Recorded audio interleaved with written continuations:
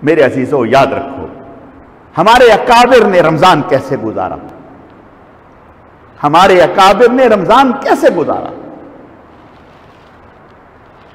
सुबह से रात तक, रात से सुबह तक, सवाए अल्लाह के किसी को बीच में नहीं आने दिया, सवाए अल्लाह के किसी को भी। याद रखिए, अल्लाह ताला बंदों को आजमाते हैं। हमने पहले पारे में वाक्या पढ़ा है, आपने भी पढ़ा होगा। बनी इसराइल पर हफ्ते की इबादत का हुक्म था, इबादत करेंगे। शिकार से मना किया, शिकार से मना किया। अब उसी दिन शिकार ज्यादा आता था, मछली उसी दिन ज्यादा आती थी।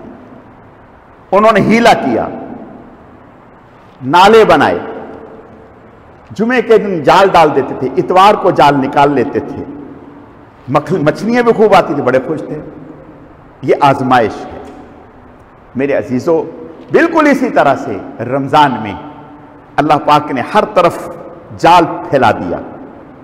माश भी उरूज पर है, कारोबार भी उरूज पर है, हर चीज उरूज पर है, और इधर रहमत इलाहिया भी उरूज पर है। अल्लाह के नबी ने इरशाद फरमाया रमजानुल मुबारक में जो अल्लाह की रहमतें मुतवज्जे होती हैं, फरमाया उन रहमतों को पूरे साल की रहमतों से मवाजना किया जाए तो ऐसा है पूरे साल की रहमतें जो अहले जमीन पर अल्लाह की तरफ से बरसती हैं वो एक कतरा है, और रमजान में जो बरसती हैं वो समंदर है। सिर्फ रमजान में जो अल्लाह की रहमतें बंदों पर बरसती हैं वो समंदर हैं, और पूरा साल जो बरसती हैं वो कतरा है। फरमाया उससे बड़ा बदबख्त कौन है जो रमजान पाए और अपनी मगफरत ना करा सके।